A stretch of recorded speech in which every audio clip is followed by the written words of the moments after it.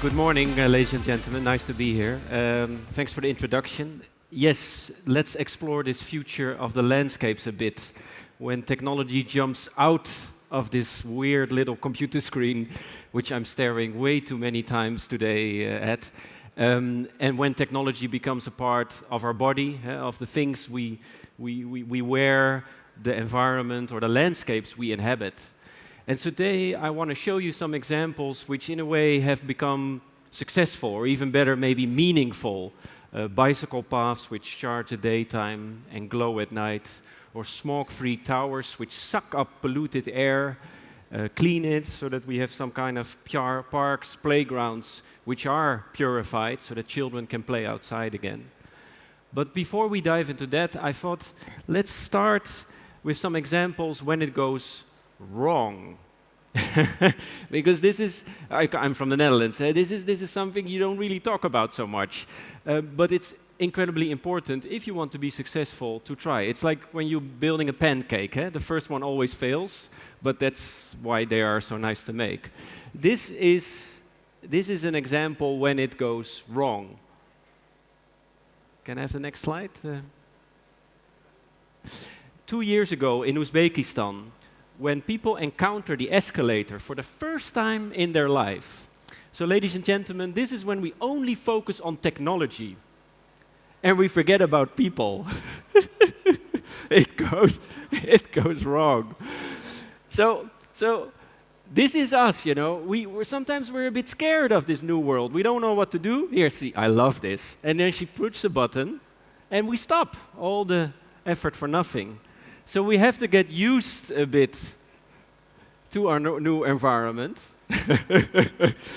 But I like this. Then like a boss or a CEO or a mayor comes. But this is a good leader. This is a true leader.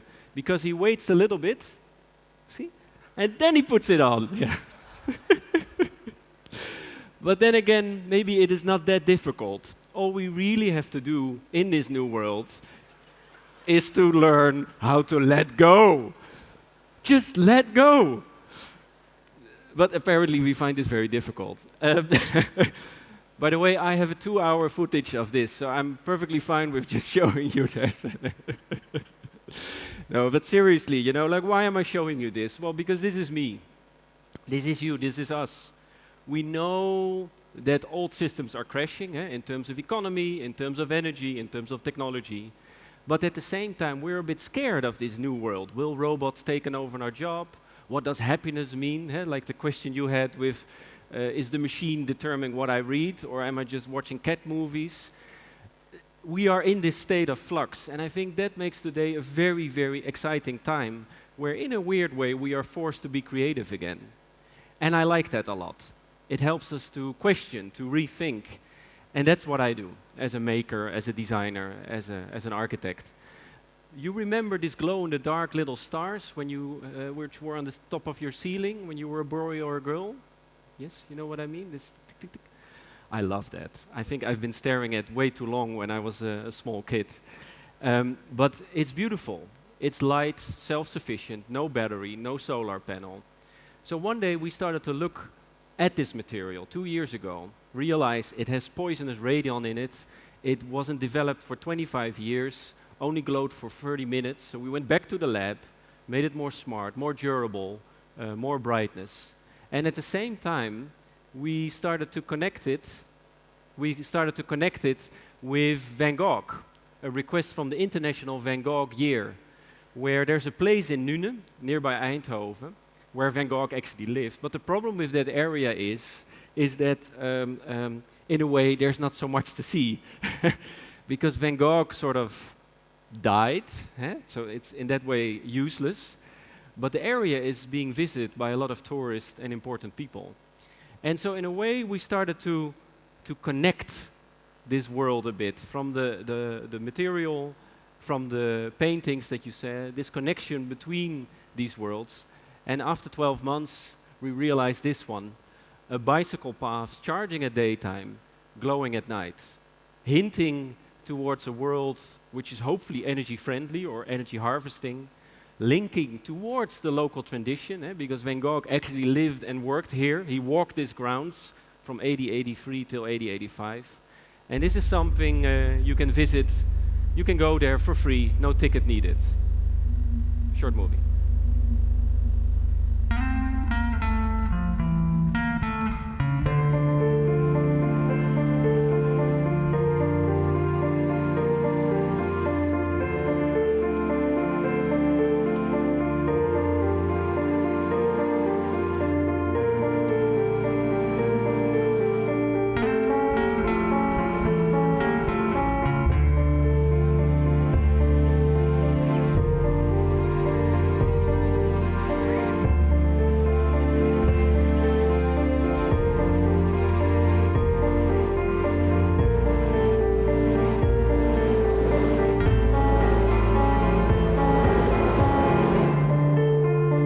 It's just like we're laying on a starry night.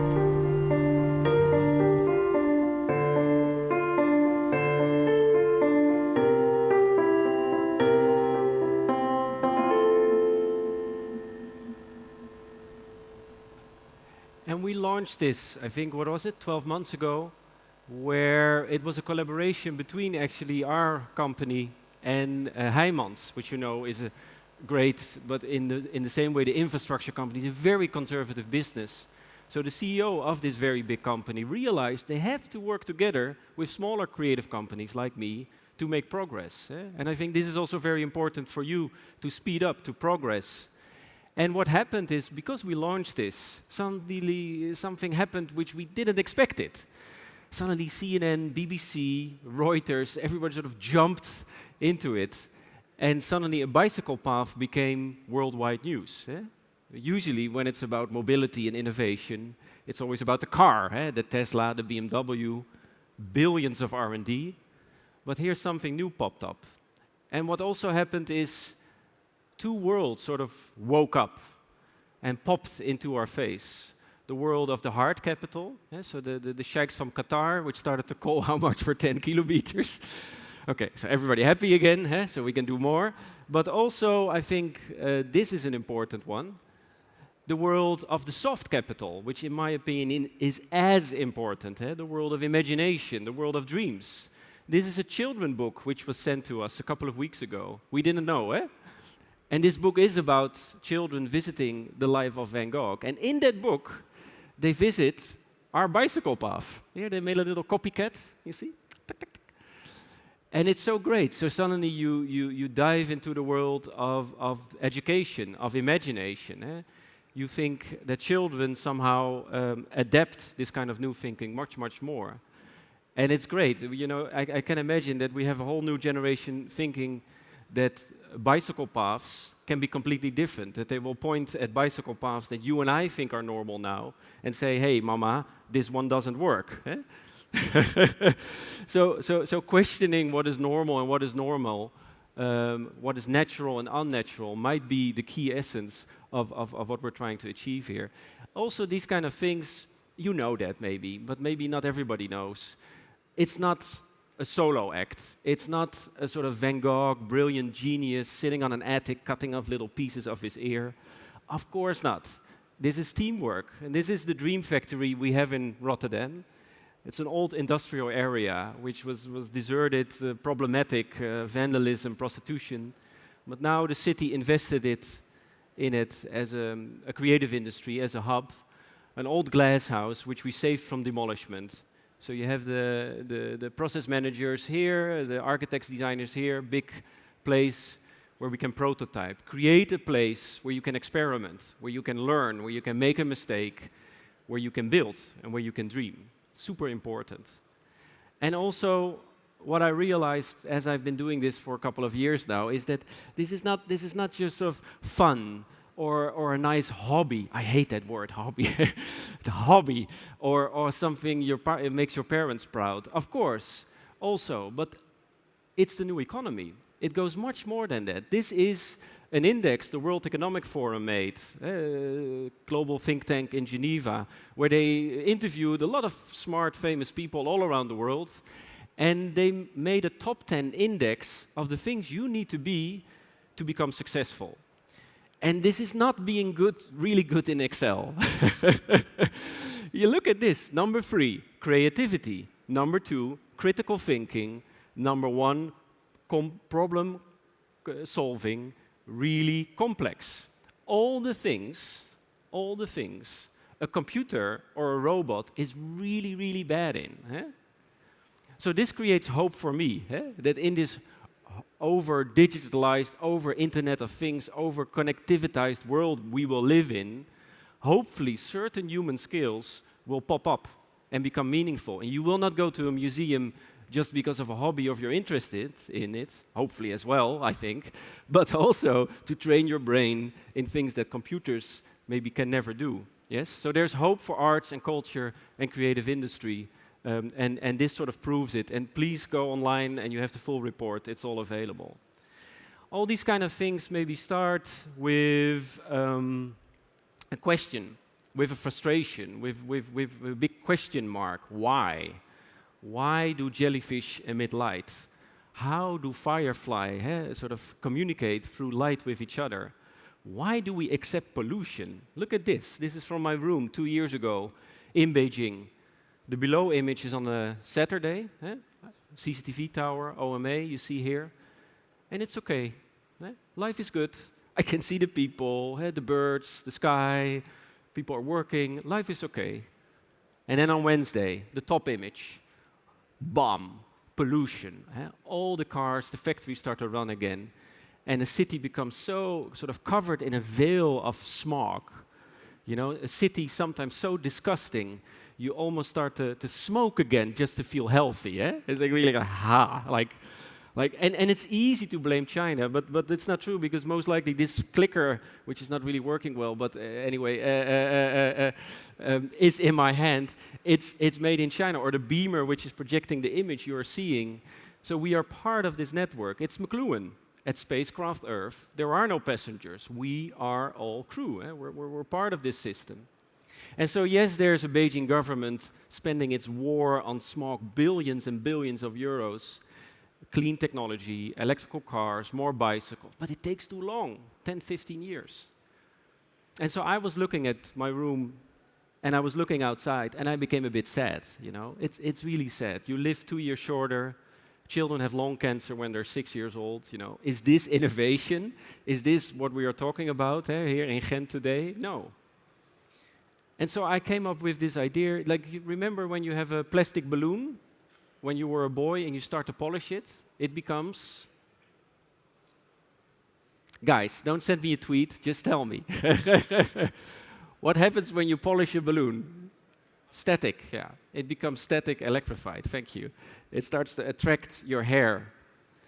And I've always been amazed by that. It's sort of a gift from planet Earth, pure science, pure nature.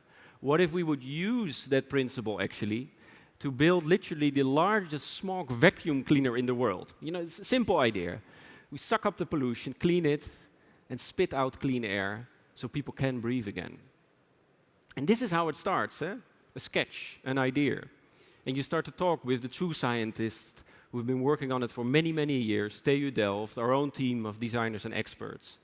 And 2 years later, after a lot of, it cannot never be done, it already exists, blah, blah, blah, blah, blah, blah, blah, which I will spare you more or less, we built the first one in Rotterdam. So it sucks up polluted air, 30,000 cubic meter per hour, so a small football stadium in a day, cleans the air on the nano level, on the ultra fine particle, the PM2.5, PM10 particles, using no more electricity than a water boiler, like 1400 watts, green energy of course, and then spits out the clean air, so you have parks, playgrounds, which are 75 till 81% more clean than the rest of the city.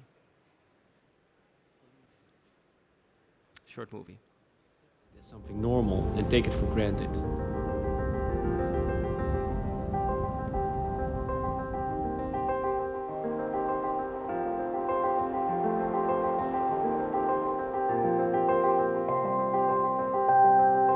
I wanted to create a place where citizens, makers, NGOs and governments can experience clean air. A bubble of clean air, where people can think, meet and work together how to make a whole city smog-free.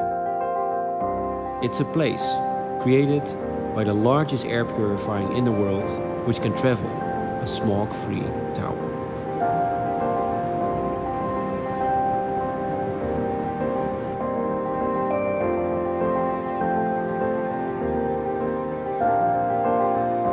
In the future, waste should not exist. By putting the captured smog particles under high pressure, we create smog-free rings.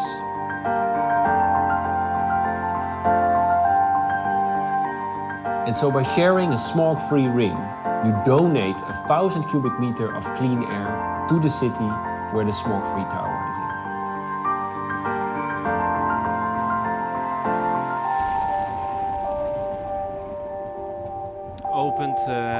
Opened by the mayor of Rotterdam 12 months ago. A project like this, in a way, starts with a new desire for schoonheid. I'm not going to translate this into English, but a desire for clean air, clean water, clean energy, but also a desire to look at reality and be amazed. Sometimes a painting or a sculpture or a poem can do that.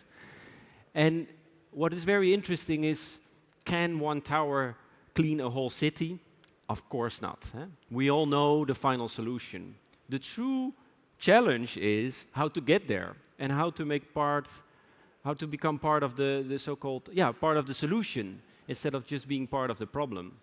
So besides this sort of building these towers and creating places so that people can play and work outside again instead of being stuck in their room with their air conditioning on, we needed to connect. We needed to make a connection with the audience. And this is what popped up in our conversations while we were building the project. This, I think, I have it with me as well. Oh yeah, here. This. This is not the substance Amsterdam is famous for worldwide. I'm Dutch, I can make jokes about my own country, please, yeah. This is, let me see. Oh yeah, this is Rotterdam smog. This is the stuff, here, you can show it around. Opa, please. This is the stuff we were sucking up from the skies. And it is really, ladies and gentlemen, incredibly disgusting. This is in our lungs right now. It's like, do not put this in your coffee.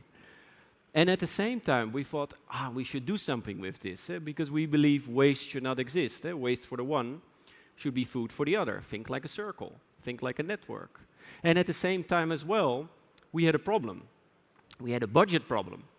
Because projects like this are expensive. You need smart people, tests, and the mayors which we were talking with were interested in, but at the same time very hesitant, because they were like, okay, but if we spend our thousands of million euros on it, we will sort of, we will put emphasis on the fact that we are polluted, and we don't want that. And we were like, yeah, well, everybody already knows Paris is polluted, but so they were sort of like hesitant. So we had a problem. So what we then did is looking backwards in a way and realizing that 42% of this stuff is made out of carbon. And carbon under high pressure, again, I'm the son of a math teacher, so I'm sort of haunted by these sort of what-if stories for the rest of my life, but smog particles, carbon particles on a high pressure, you get diamonds. Yeah, diamonds. And that was really fascinating. So we decided to put it under pressure for 30 minutes, and created smog-free rings. And so by sharing a ring, you donate 1,000 cubic meters of clean air to the tower, to the city where the tower is in. And this changed everything. Over 16,000 people pre-ordered these babies. Wedding couples who wanted to get married and want to give each other true beauty. Really. Or students who wanted to be part of the movement, or mayors who were, all of these people started to call us. So they started to pre-order it, but even more importantly, they started to prepay it. So the finance we made with this helped us to build the first tower. We had to have this proof of principle. And also what is funny is I had no idea how to design jewelry. I thought, oh, we do 2 weeks, and life is good. It took us like 4 months to make it look really nice. Everything is a profession on its own. You need to work with the experts. But you also become a bit, how do I say it, a bit obsessed, a bit addictive to it. We always say in the studio we should apply Maya, most advanced yet acceptable. Always try to find the edge of what is and what is not possible. If you go too far, okay, nobody will understand or you fail. But if you stay too close, somebody else will come and do it for you. There's no edge. So now we're working on a whole series, including the cufflinks for the gentlemen. We also got this really weird request for like piercings here. Like, but that's really disgusting. I'm not gonna do that. Yeah, you can do that. It's okay. And what is interesting is that we started to ship it, and to our first smoke-free ambassadors, to our clean air. How do you say it? Soldiers, so to speak. And they started to wear it. Here, a little magnet, like an earring, hanging around. Or here, this guy. Does anybody remember or recognize this guy? No? Yeah. This is Fijke, the CEO of DSM, a big Dutch, really big Dutch company. Look at his face. I love this. Like, beautiful. And he's wearing the cufflinks. He's wearing the cufflinks here at the COP21 in Paris. So focus on the hard side of technology. The tower, prove it, fact check, yes, it's possible, yes, it's proven. But also on the soft side, make it shareable, make it something, that you are excited about it. And you need these two worlds in order to create true impact. And also, after 14 months of negotiation, with Chinese government, we finally got the approval to do the first parks in Beijing and a big tour in China. So this is the team, where it's now in the shipping box, ready for shipment. And so it also shows that when you do something you believe in, you prove, you build, you learn, you make a mistake, you show. The country you live in is sort of your playground, your testing ground, but then there's always a scalability, and in a way the world is open for it, if it's the right connection between technology and social relevance. Yeah. All of these kind of projects, I hope you're not getting me wrong. I'm not saying it's easy. It's not that, there's this call from a mayor or the wedding couples, and then, and ta-da, it's there. No, I'm afraid not. There is always an 80%, I think a sort of 80% bullshit, more or less, to get this little 20% of beauty. You have to fight for it. And what I noticed, being a white Dutch guy, is that there is this weird tendency in the Netherlands, but maybe even in Europe, that on one hand, we say we want innovation, we want the new, we want the next. But the moment you go to your wife, or your boss, or your girlfriend, or your husband, or your grandma, or whomever, and you present this new idea, there's always this weird tendency to reply every good idea, starting with 2 words. Not how much, but... Sorry? Yes, but. Very good. Yes, but. It's too expensive. It's too cheap. It's too fast. It's too slow. It's too beautiful. It's too ugly. 5,000 reasons to not do anything. And I got really frustrated with that. I got a bit gray, started to dress black completely. Not good state of life. So one day I woke up and I say, Daan, it's dragging you down. We have to do something with this. So we went back to the studio and we designed this famous yes but chair. And it's an existing Dutch chair, actually, by Friso Kramer, but we gave it a little update, a little hack, so to speak. So we put a little voice recognition element hidden here, where you don't see it.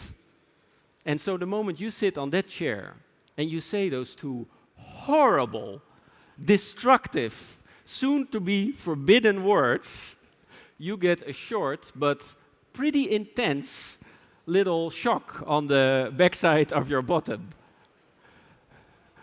And that works. So some clients have left us, and the good ones have stayed. Our Dutch House of Parliament wanted to order 150 of them, which we're not going to do. We got this request from the Dutch embassy in Berlin if we could also make a ja, aber version. And okay, come on, guys, let's stop it. But so don't get me wrong. Of course, we should be critical and engage and have a discussion. But at the same time, let's not restrain ourselves let's not focus on the yes but on the what now. Super, super important, and hopefully one day you will sort of not experience these kind of chairs anymore. Yeah. All right, to finalize. So in a way, for me, this weird little future you and I will live in, it's not about another bloody app. And it's not about only the data or the customer or the experience. It's about our culture. It's about our identity. And in a weird way, the landscape I grew up in as a boy, I always went outside, building tree huts, playing with nature. I hated this sort of hard, solid, concrete house. I always escaped. But the landscape I grew up in, most of it is below sea level, yes? In the Netherlands, without technology, without the windmills, without the pumps, the systems, we would literally die. We would all drown. And it's easy that you say, oh, that's a little bit of effort and just move to Germany. No, we stay. But when I tell my friends in abroad, in New York or in Jakarta, where they're struggling against water, that we live below sea level, they're like, are you insane? Do you know how dangerous that is? Do you know how much money, time, and effort it takes? Yeah, swa. We've been doing it already for 1,000 years. So in a weird way, technology, innovation, creative thinking is already in the landscape, which is already there. It's ingrained within it. And places like Kinderdijk, which you see here, 1740, are historical in that way. And the windmills are beautiful. Now it's cultural heritage. Wedding couples go there to take photos, etc., etc. But I can imagine when this was placed in your backyard 300 years ago, this is bloody alien. Look at this. It's like from a gift from Mars, really weird shapes. So we started to think wind energy. Everybody wants it, but not in their backyard. Big discussion also here in Belgium. Can we bring something of this allure, of this prestige, of this sort of wind power into the now? And we made Windlicht, which you see here. Sound, please.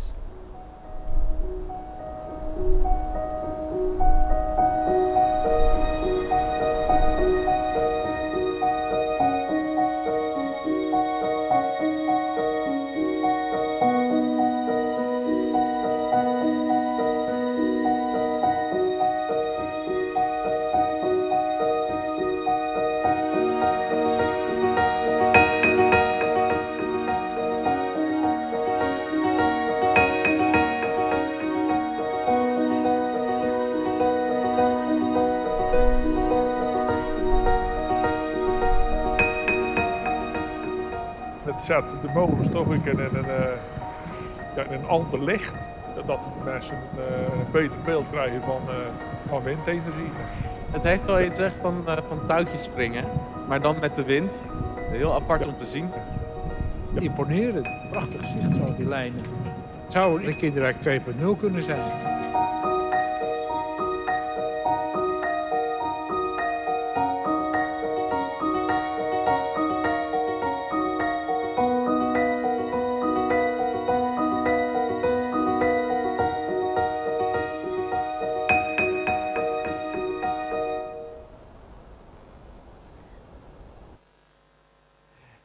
And so here we did almost nothing. No, really. I mean, the windmills were already there. LED was invented in 1962. So all we did, or the only thing we did, was making a link between these floating points. And it created a sort of a play, a dance, a choreography, sort of this Zen type of feeling, which always changed. And it was great in a way to work with the Eneco, the wind farm people, the farmer who owned the land, and to create this sort of very playful, poetic kind of notion. Also, this kind of things, they look very serene and very simple, but this took us 2 years to make. 4 lines. Because in the beginning we're like, okay, we put some tracking and some LEDs and focus, ta-da-ta. But what we don't know is when you're standing on the top of a windmill, it's like you're drunk on a boat in the ocean in a storm. It goes all the way, 1.5 amplitude, how do you say it, movement.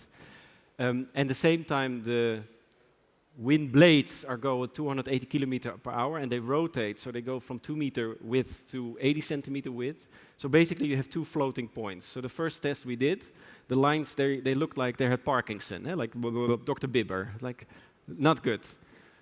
So we went back to the lab, developed like tracking software, stabilization systems, making sure that when we send a light of line, we don't miss the blade, because if we miss the blade, it gets into the eye of a pilot. Pilot goes down, not good, people die, problem.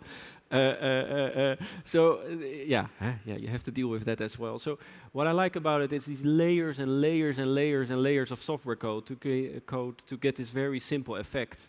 But walking around and listening to the people talking about it, the visitors, I realized that maybe in a weird way, this is what we should be doing, finding the new link between the poetry and the pragmatism, between the beauty and the bullshit, between the fantasy and the Excel sheet. And in a way realize that maybe everything already exists, the principles, the technology, the ideas. But by connecting them in a new way, there is a whole new world to be explored. And I'm looking forward to work with all of you to see how we can drag that thinking a little bit even more into the now. All right, thank you. Yes. Thank you. And I want this smoke powder back, huh? I need to, yeah. Are you trustworthy people? Yeah? They stole it. Yeah, okay. Thank you, Daan.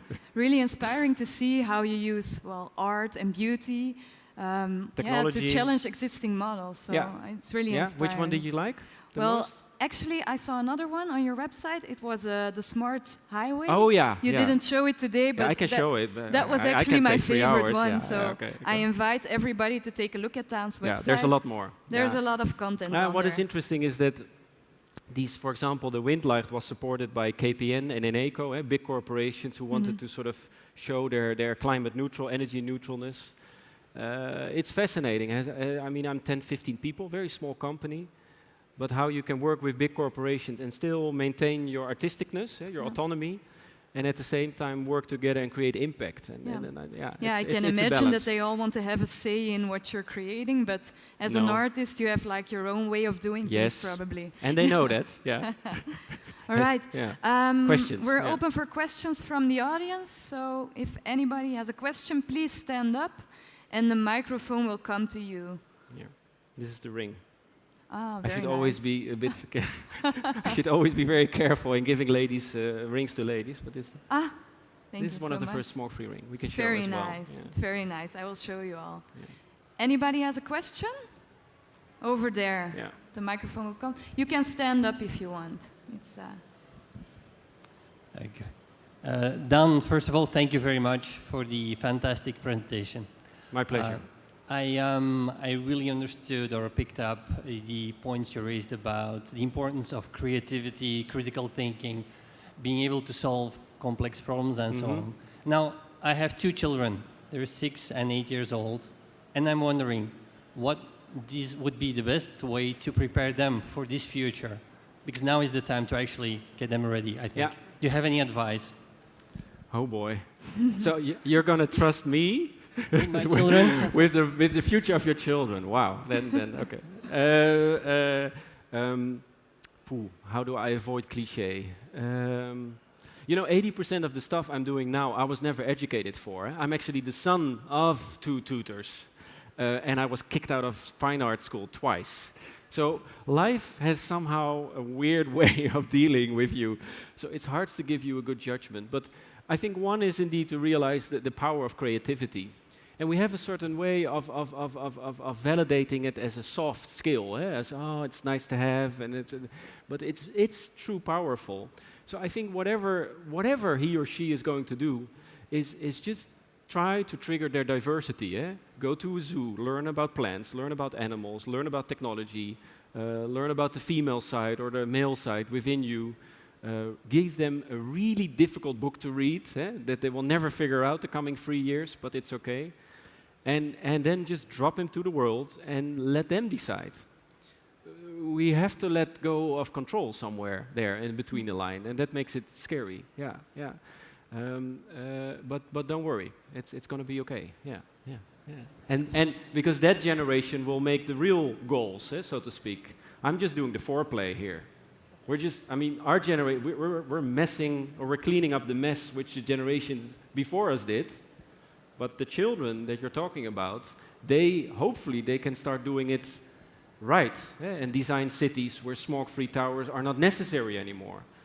That should be the goal, that all the stuff that we were just showing will be completely normal. Yeah, yeah. Thank you. Yeah. Thank you very much. Anybody else who has a question for Daan? They're so silent. Yeah. Are they always We're so in silent? Belgium, right? Come, guys. Yeah. Come on, people. Don't send a tweet, just send a question. Yeah. Right over here in front.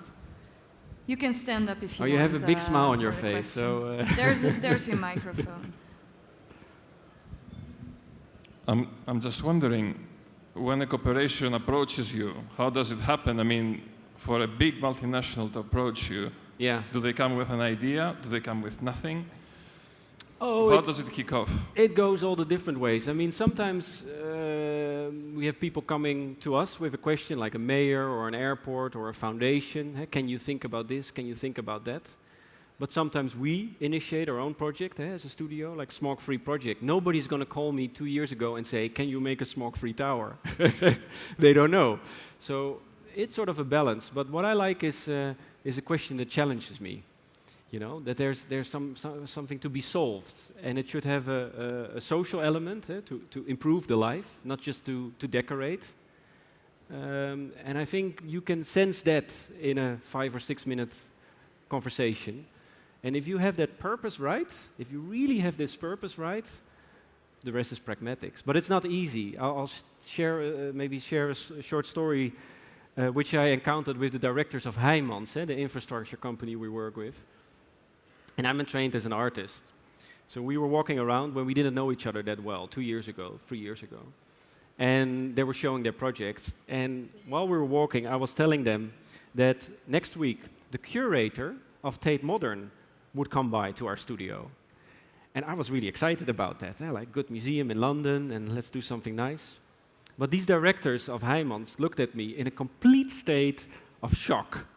Like, and they sort of started to avoid me a bit. And I'm like, hey, what's going on? Are you jealous or are you envy? What's the problem?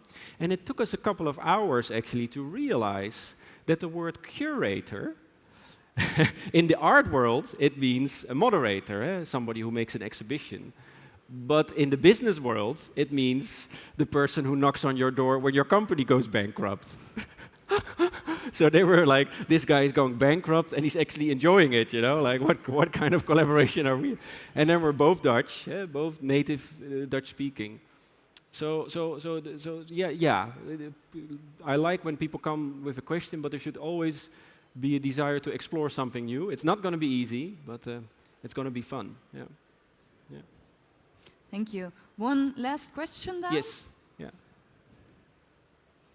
Please show your hands. Yeah, over there. Hi. Yes, and instead of yes, but. I was wondering if you have a take on the situation on the ring around Antwerp, because there were around what? Antwerp, the city of Antwerp. Well, I thought you meant the ring, but you meant the ring. The ring around. Yeah, oh yeah, the other ring. Yeah. Because there has been a discussion for several years now. Are there going to be 18 lanes, or are we going to put a roof on the ring? Yeah. Why didn't they come to you for an idea? I don't know. I have actually lived in Antwerp for a year before I went to fine art. So yeah, I love that city. But I don't know. What is important if you start to make big investments in infrastructure, like parking garages or highways like that, which are huge investments, which claim your land for many, many years during the construction, it's important to have a vision, exactly what you say. Because you can make the best underground parking place in the world, like green, energy sufficient, nice smelling, blah, blah, blah. And then the self-driving car comes, basta. You don't need so many of them anymore, and it's perhaps not the best 8 million euros you've ever spent in your life. So important is to have a vision. How do you want, or how do you think the coming 10, 15 years to have, how does this landscape look like? And once you have that, then you can say, okay, should we make a lane which charge electrical cars when they drive over it? Should we have less or more traffic, etc., etc.? But as long as this vision is not there, I cannot answer that question. So, yeah. Why don't you contact them? Well, politics and stuff. I'm no, not really do sure. it. I think everybody's listening now. So let's put his Twitter account on the. Yeah, let's put Daan What's in your touch Twitter with account? the city of Antwerp. Or email. Just what's your email?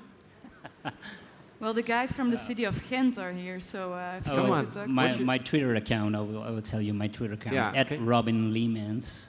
Okay. So you can find me there. Cool. Okay. And Antwerp City. Call him, and then you call me. Yeah, cool. And then okay. we make something nice. Yeah. All right. Thank you. Okay, let's get you guys in touch during lunch. Cool.